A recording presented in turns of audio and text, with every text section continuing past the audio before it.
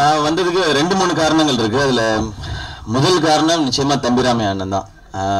ஆக்சுவலா அவர் சித்தப்பான்னு கூப்பிடுவேன் நான். ஏன்னா நான் அண்ணன் கூப்பிட முடியாது அவர் வயசுக்கு. சித்தப்பா சித்தி அப்படிதான் கூப்பிட்டுட்டு இருந்தேன் அவங்கள மலேசியால பார்க்கும்போது. 2-3 படம் கேடிபில்லா கில்லாடுறங்கா, எதிர்நீச்சல், காக்கி சட்டை இதெல்லாம் நடிக்கிறது வந்து மிஸ் ஆயிடுச்சு. பட் அது வேலைக்காரன்ல நடந்துருச்சு. ஆக்சுவலா அவரோட நடிக்கிற வாய்ப்பு ஒரு விடாமுயற்சி அப்படின்றதுக்கு ஒரு பெர்ஃபெக்ட் எக்ஸாம்பிள் வந்து தம்பிராமே அண்ணன் தான் டெஃபினட்டா. ஏன்னா ஒரு மனிதன் வந்து 30 வயசு வரைக்கும், அது வரைக்கும் நம்ம வந்து வாழ்க்கையில் எப்படியாவது போராடி ஜெயிக்கணும், இல்லை 40 வரைக்கும் போராடி ஜெயிக்கணும்னு நினைக்கிறது வந்து இயற்கை தான். அந்த வயசுக்கு மேலேயும் தன்னால சாதிக்க முடியும், நம்பி தன்னை மட்டுமே நம்பி உழைக்கிறதுன்றது பெரிய விஷயம். இந்த வயசுல தேசிய விருது வரைக்கும் பெரிய சாதனை படைச்சிருக்குன்றது ரொம்ப பெரிய விஷயம். பட் வயசை என்னைக்குமே காமிச்சிட்டது கிடையாது, அந்த அளவுக்கு எனர்ஜி. நாங்கள் வேலைக்காரன் படத்தில் வந்து அவ்வளோ ஆர்டிஸ்ட் நடிக்கிறோம். ஆக்சுவலாக தம்பிராமே அண்ணன், இப்போ நான் ஃபஹத் ஃபாசில், தம்பிராமே அண்ணன், முனிஷ்காந்த், காளி வெங்கட், ஒய்ஜி மகேந்திரன் சார், அப்புறம் அருள்தாஸ்ன, வினோதினி, இப்படி இவ்வளோ பேர் நடிக்கிறோம். எங்களுக்கு மலேசியாவிலேருந்து நான் ஒரு ஃபேக்ட்ரியில் ஷூட் பண்ணதுனால எங்களுக்கு நாங்கள் கேரவேன் எதுவும் எடுத்துக்கல, எல்லாரும் ஒரு ரூமில் தான் நாங்கள் எல்லாருமே இருப்போம். அப்போ அத்தனை பேரும் தம்பிராமே அண்ணன் பேச்சை தான் கேட்டுகிட்டே இருப்போம் நாங்கள். அவர் அவ்வளோ எங்களை வந்து என்டர்டெயின் பண்ணிட்டு இருந்தார் அவரு. நான் ஷூட்டிங் முடிஞ்சதுக்கு அப்புறம் யோசிப்பேன், அதுக்கப்புறம் தான் அந்த டயர்டா இருக்க ஃபீல் யோசிக்கும். அப்பதான் நான் யோசிப்பேன் எப்படி ஒரு மனுஷனுக்குள்ள இவ்வளவு எனர்ஜி இருக்கு அப்படின்னு சொல்லி யோசிச்ச அப்புறம் தான் தெரிஞ்சது அவர் சொன்ன மாதிரி அவர் வாழ்க்கையும் அவர் கிடைச்சிருக்க இந்த சந்தர்ப்பத்தையும் மற்றவங்களையும் அவர் அவ்வளவு நேசிக்கிறார். அவர் அவ்வளவு நேசிக்கிறதுனால தான் நாம் எல்லாருமே அவர் அவ்வளவு நேசிக்கிறோம்னு நினைக்கிறேன். அவருடைய அன்புக்காக தான் நான் இங்க வந்தது, அதுதான் முதல் காரணம். ரொம்ப ரொம்ப நன்றிண்ணே உங்களுடைய அன்புக்கும். தேங்க்ஸ்ண்ணே. அண்ட் அதுக்கப்புறம் பிரதர் உமாபதி தம்பி அப்படின்னு சொல்லலாம் தைரியமா, ஏன்னா அவர் அண்ணன் உரிமையா கூப்பிட்டுட்டாரு. ஸ்கிரீன்ல பார்த்ததுதான் அவ்வளோ சூப்பரான டான்ஸ். தம்பிராமே நான் சொல்லிட்டே இருந்தார், தம்பி நல்ல சுய ஒழுக்கம் கொண்ட ஒரு பையன், என் பையன் அப்படின்னு சொல்லி அவ்வளோ பெருமையா சொல்லிட்டு இருந்தாரு.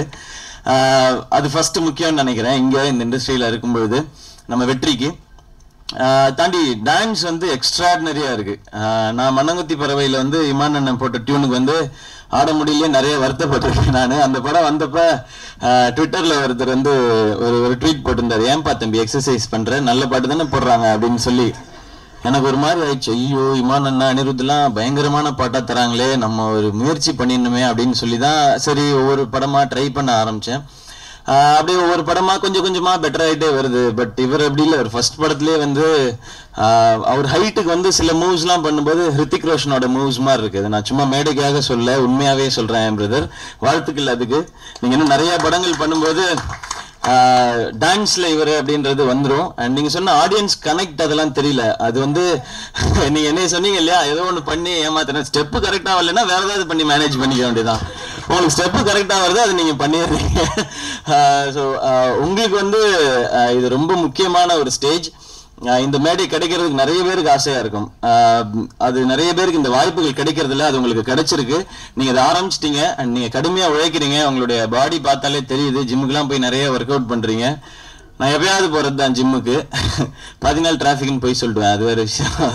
நீங்க இவ்வளவு உழைக்கிறீங்கன்னு போது அதுக்கான பலன் நிச்சயமா இருக்கும். ஸோ அதாகப்பட்டது மகாஜனங்களே உங்களுக்கு ஒரு சூப்பரான ஓப்பனிங் கொடுக்கட்டும். இன்னும் நிறைய வெற்றிகள் நீங்க பார்க்கணும். உங்க உழைப்புக்காகவும் தம்பிராமே அண்ணன் மனசுக்காகவும் அண்ட் தம்பிராமே அண்ணன் சந்தோஷமா வச்சுக்க வேண்டிய பொறுப்பும் உங்களுக்கு இருக்கு. நீங்க வாழ்க்கையில ஜெயிக்கிறத தாண்டி அவரை சந்தோஷமா வச்சுக்கிறது வந்து உங்களுக்கு இருக்கிற மிகப்பெரிய பொறுப்புன்னு நினைக்கிறேன். இது வந்து உரிமையா சொல்லிக்கிறேன். ஏன்னா எனக்கு வந்து இப்ப ஆசையா இருக்கு, எங்க அப்பா வந்து பாத்துக்கணும், சந்தோஷமா வச்சுக்கணும்னு. எனக்கு அந்த வாய்ப்பு இல்லை, உங்களுக்கு அந்த வாய்ப்பு இருக்கு, அதை நீங்க பண்ணிடுங்க அப்படிங்கறதான் என்னுடைய ஒரு ரெக்வஸ்ட், ஒரு அண்ணனா ஒரு ரெக்வஸ்ட்ன்றதான். அண்ட் எங்க அப்பா வந்து 2003 வந்து இறந்தாங்க. அப்ப எனக்கு 17 வயசு. ஒரு 14 வருஷத்துக்கு அப்புறம் ஒரு சினிமா மேடையில எங்க அப்பாவை பத்தி பெருமையா பேசுறது வந்து நான் கேட்கும்போது எனக்கு ரொம்ப சந்தோஷமா வந்து, ரொம்ப ரொம்ப நன்றி தம்பிராமே அண்ணன். அவரு சந்தோஷப்படுவார் மேல இருந்து பார்க்கும்போது. அப்பா இறந்து ஒரு 13-14 வருஷத்துக்கு அப்புறம் இது வரைக்கும் 2 பேர் வந்து அவரை பத்தி என்கிட்ட ஒரு அரை மணி நேரம் பேசியிருக்கிறாங்க. பொதுவாக இறந்த பிறகு அதிகமா பேசப்பட்டதில்லை. ஒரு நல்ல மனுஷனா வாழ்ந்தானா தான் இறந்த பிறகு அவனை பத்தி பேசப்படுன்னு சொல்லுவாங்க. முதல் முறையா அப்படி பேசினது நக்கீரன் கோபால் அண்ணன். அவர் ஒரு நாள் அவருடைய இன்விடேஷன் கொடுக்கறதுக்காக வீட்டுக்கு வந்திருந்தாங்க.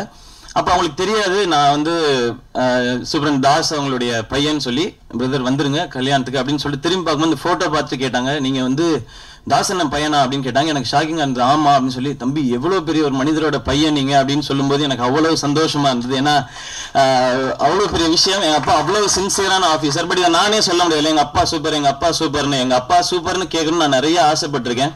ஏன்னா என்னால் அப்பான்னு கூப்பிடதான் முடியல, இல்லை அவங்களுக்கு. ஸோ கேட்கணும்னு ஆசைப்பட்டிருக்கேன். அது வந்து நக்கீரன் கோபாலனுக்கு நன்றி. இந்த மாதிரிலாம் தம்பிராமன் உங்களுக்கும் ஷூட்டிங் ஸ்பாட்டில் அவ்வளவு சொல்லியிருக்காங்க எங்கள் அப்பாவை பற்றி.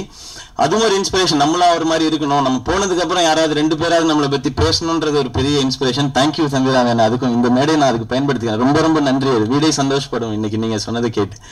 அண்ட் அடுத்து இன்பானா, நாங்கள் விஜய் டிவியில் நிறைய ஒர்க் பண்ணியிருக்கோம். நாங்கள் ஸோ இப்போ விஜய் டிவிஸ்லேருந்து நிறைய டைரக்டர்ஸ் வர ஆரம்பிச்சிருக்காங்க. சேனல்ஸ்ல இருந்து இனிமே நிறைய இயக்குநர்கள் வந்து சேனல்ல இருந்து வர ஆரம்பிப்பாங்க. அதுக்கான காலகட்டம் ஆரம்பிச்சிருச்சுன்னு நினைக்கிறேன். ஸோ இப்போ ரம்யா சொன்ன மாதிரி ரங்கூனோட டைரக்டர், அடுத்து இப்போ இன்பான. ஸோ இந்த படம் உங்களுக்கு சக்ஸஸ்ஃபுல்லாக இருக்கணும்னு நாங்கள் எல்லாருமே 24 ஹவர்ஸ்லாம் வேலை செஞ்சுருக்கோம். எல்லாருமே 24x7 வேலை செஞ்சுருக்கோம், வீட்டுக்கெல்லாம் போகாமல் எல்லாருமே. ஸோ அவ்வளவு உழைப்பு பின்னாடி இருக்கு. அதுக்கான பலன் வந்து இப்போ ஸ்க்ரீனில் கிடைக்கும் தான். ஒவ்வொருத்தராக நம்பி உள்ள வரோம். ஸ்க்ரீனில் இருக்க மக்களையும் நம்பி உங்களையும் நம்பி தான். ஸோ அந்த வெற்றி உங்களுக்கும் கிடைக்கட்டும் என்பானா. அந்த ப்ரொடியூசர் சார் உங்களுக்கும் என்னுடைய வாழ்த்துக்கள். அண்ட் என்டையர் டீமுக்கும் என்னோட விஷஸ். சாங் சூப்பராக இருந்தது. இமான் சொல்லவே வேணாம். டெஃபினட்டா என்னுடைய குரோத்துக்கு ஒரு மிகப்பெரிய காரணம் வந்து இமானுடைய பாடல்கள். இமான் அண்ணனும் இமானுடைய பாடல்களும். வெறுமனே பாட்டு போட்டு கொடுத்தோம் அப்படின்றது இல்லாம கரெக்டா ஒரு நல்லதா கொடுக்கணும், அது பண்ணணும் அப்படின்றது. அண்ட் அவரும் யுகபாரதி சாரும் ஒரு அமேசிங்கான காம்பினேஷன். அவங்க ஒரு எக்ஸ்ட்ராடினரி காம்பினேஷன். அவ்வளவு சிம்பிளான ஸ்வீட்டான பாடல்கள் கொடுப்பாங்க. அது எல்லாரும் எப்ப வேணா யார் வேணா பாடலாம், குழந்தைங்க உட்பட. இப்ப அடுத்து பொன்ராம் சாரோட படம் ஷூட் ஆரம்பிக்க போறோம். இமானோட சக்சஸ்க்கு மிகப்பெரிய காரணம் என்னன்னா டிலே பண்ணாம பாட்டை கொடுக்கறது அப்படின்றது. அவருக்காக எனக்கு தெரிஞ்ச எந்த ஷூட்டிங்கும் இது வரைக்கும் வெயிட் பண்ணிருக்காது. ஐயோ இன்னும் இமான் பாட்டு வரல, நாங்க என்ன ஷூட் பண்ணல அப்படின்னு சொல்லி வெயிட் பண்ணிருக்கா. அதுக்கு பெரிய எக்ஸாம்பிள் என்னன்னா, இப்போ இந்த மாசம் 16 தான் நாங்கள் ஷூட்டிங் போகிறோம். 3 பாட்டு ரெடி அடுத்த படத்துக்கு. இன்னும் 2 பாட்டு தான் பேலன்ஸ் இருக்கு. அது ஆல்ரெடி கொடுத்துட்டாரு அவரு. அவ்வளவு சின்சியராகவும் அழகாகவும் ஏதோ ஒன்று போட்டு கொடுத்தோம் இல்லாமல் நல்ல பாடலாக கொடுக்கணுன்ற அந்த சிரத்தை தான் நினைக்கிறேன். அவர் சொன்ன மாதிரி என்ன மாதிரி நிறைய பேருக்கு வந்து அது பெரிய விசிட்டிங் கார்டாகவும் அட்ரஸ் ஆகவும் ஒரு பெரிய ஒரு ஹெட்டிங்காகவும் மாறி இருக்கு. ஸோ இமானனுக்கு வாழ்த்துக்கள் அண்ட் நன்றிகள்னா இது எந்த மேடையாக இருந்தாலும் நான் சொல்லி தான் ஆகணும் அது. அண்ட் மேடையில் வாழ்த்தி பேசின எல்லாருக்குமே பெரிய நன்றி.